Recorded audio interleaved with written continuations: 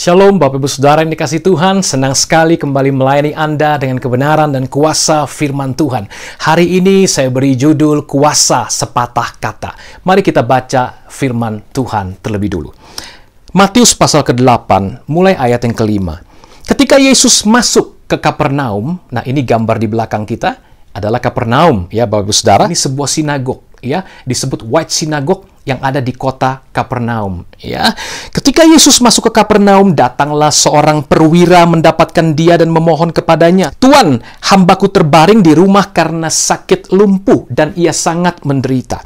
Yesus berkata kepadanya, "Aku akan datang menyembuhkannya." Tetapi jawab perwira itu kepadanya, "Tuan, aku tidak layak menerima Tuan di dalam rumahku. Katakan saja sepatah kata, maka hambaku itu akan sembuh. Sebab aku sendiri seorang bawahan, dan di bawahku ada pula prajurit. Jika aku berkata kepada salah seorang prajurit itu pergi, maka ia pergi. Dan kepada seorang lagi datang, maka ia datang. Ataupun kepada hambaku, kerjakanlah ini, maka ia mengerjakannya." Setelah Yesus mendengar hal itu, heranlah ia dan berkata kepada mereka yang mengikutinya, "Aku berkata kepadamu, sesungguhnya iman sebesar ini tidak pernah aku jumpai pada seorang pun di antara orang Israel. Aku berkata kepadamu, banyak orang akan datang dari timur dan barat dan duduk makan bersama-sama dengan Abraham, Ishak, dan Yakub di dalam kerajaan sorga. Sedangkan anak-anak kerajaan itu akan dicampakkan ke dalam kegelapan yang paling gelap. Di sanalah akan terdapat ratap dan kertak gigi." Lalu Yesus berkata kepada perwira itu, "Pulanglah dan jadilah kepadamu seperti yang engkau percaya." Maka pada saat itu juga sembuhlah hambanya. Wow, apa yang Yesus ucapkan itu penuh dengan kuasa. Dan tahukah saudara, cukup kita percaya saja. Maka Yesus berkata, jadilah seperti yang engkau percayai. Di dalam berbagai kasus lain, kalau kita baca di kitab Injil, Yesus sering ngomong, jadilah sesuai imanmu. Imanmu menyelamatkanmu. Imanmu menyembuhkanmu. Jadilah seperti yang engkau percayai. Berulang-ulang kita temukan kalimat tersebut keluar dari mulut Yesus, Sang Firman Allah yang menjelma menjadi manusia. Dan pada hari ini, di kota Kapernaum ini, kita melihat bahwa seorang perwira yang punya otoritas, dan di bawah dia juga ada orang-orang yang tunduk pada otoritasnya. Dia mengatakan bahwa cukup sepatah kata saja engkau ucapkan, maka hambaku yang sakit akan sembuh. Karena di bawahku juga aku punya anak buah. Dan waktu aku ngomong pergi, mereka pergi. Aku bicara datang, mereka datang. Aku perintahkan kerjakan ini, maka mereka kerjakan ini. Apalagi engkau guru, engkau Tuan, engkau Tuhan, engkau Raja di atas segala raja. Otoritasmu jauh di atas kami. Otoritasmu adalah atas segala makhluk di bumi ini. Karena itu, cukup Tuhan sepatah kata saja. Cukup sepatah kata. Maka hambaku pasti sembuh. Yesus heran dengan besarnya iman orang ini. Perhatikan, Yesus sendiri mengakui besar iman orang ini. Wow. Dan Yesus bilang di antara orang Israel, nggak pernah aku temui iman sebesar ini. Tidak heran Yesus juga bilang nanti akan banyak orang dari timur dan barat. Berarti Anda dan saya, bukan orang Israel, bukan orang Yahudi asli secara daging, ya kan, secara fisik. Kita semua akan makan bersama-sama Abraham, Ishak, dan Yakub di dalam kerajaan sorga. Sementara itu, wow, kasihan banget orang-orang yang tidak percaya, yaitu banyak orang Israel pada saat itu yang menolak Yesus sebagai Mesias. Mereka menolak Yesus sebagai Tuhan dan Juru Selamat. Mereka dicampakkan ke tempat ratapan dan kertakan gigi. Ini bicara soal apa, Bapak Ibu? Neraka. Karena Allah begitu besar mengasihi kita, Dia serahkan anak yang tunggal Yesus Kristus. Tapi kalau kita nggak percaya, nggak ada jalan lain untuk lepas dari yang namanya neraka atau kebinasaan. Saudara yang dikasihi Tuhan, Kapernaum itu adalah sebuah kota yang juga dicela oleh Yesus. Yesus berkata, "Hai Kapernaum, apakah engkau akan ditinggikan sampai ke sorga? No, engkau akan diturunkan sedemikian rupa.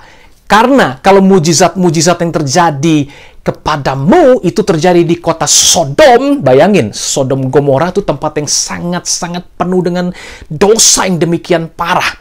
Yesus berkata, kalau mujizat yang terjadi di kotamu itu terjadi di Sodom, tentu Sodom masih ada berdiri sampai hari ini, tidak dimusnahkan. Ya, Anda tahu ya, dimusnahkan oleh belerang api dari langit, tinggal menjadi tumpukan garam, ya. Jadi laut mati, para ahli katakan.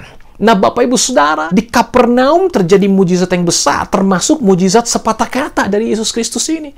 Tapi sayangnya, tidak banyak orang yang bertobat. Sehingga Yesus berkata, kalau mujizat itu terjadi di Sodom, tentu Sodom masih ada. Dan pada hari penghakiman, tanggungan Sodom akan lebih ringan daripada Kapernaum. Bapak Ibu Saudara yang dikasihi Tuhan, betapa pentingnya kita memiliki iman untuk percaya. Tentu saja mujizat terbesar adalah keselamatan di dalam Kristus Yesus.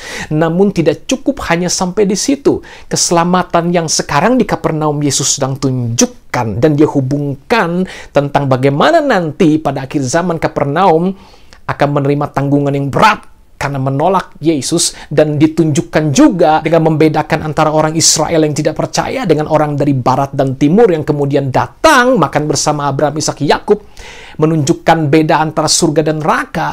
Ini menunjukkan bahwa kualitas iman yang sama yang menyelamatkan, juga iman yang sama yang kalau kita mau percaya dan gunakan, itu juga berguna untuk kesembuhan fisik Anda ataupun solusi jawaban terobosan buat setiap masalah dan persoalan Anda. Dan sederhana banget, Alkitab cuma bilang, jadilah seperti yang engkau percayai. Ucapkan sepatah kata saja, ya Tuhan, aku percaya otoritasmu jauh lebih tinggi daripada aku. Aku tidak layak menyambut engkau di rumahku. Cukup Tuhan, sepatah kata, hambaku pasti akan sembuh. Dahsyat banget. Kalau Anda lihat di Injil Yohanes tentang seorang pegawai istana yang anaknya sakit. Kisahnya mirip. Cuman bedanya, pada saat itu sang pegawai istana minta untuk Tuhan datang dan menjamah anaknya supaya tidak mati. Tapi Yesus sendiri tidak mau datang, dan Yesus cukup berkata begini, pergilah, anakmu hidup. Yesus gak datang. Yesus cuma ngomong, pergi, anakmu hidup. Ini di kota yang sama, di Kapernaum. Cuman di Injil yang berbeda. Di Injil tulisan Yohanes, Bapak Ibu Saudara. Berbeda cerita, tapi sama-sama soal kuasa sepatah kata kalau Anda berani percaya. Kemudian sang pegawai istana pulang. Waktu dia perjalanan pulang, dia ketemu hambanya di tengah jalan, sudah mau sampai rumah. Dan hambanya itu ditanya, bagaimana anakku? Sudah sembuh belum? Kemudian sang hamba bilang, sudah sembuh Tuhan. Kapan? Kemarin, jam 1 siang.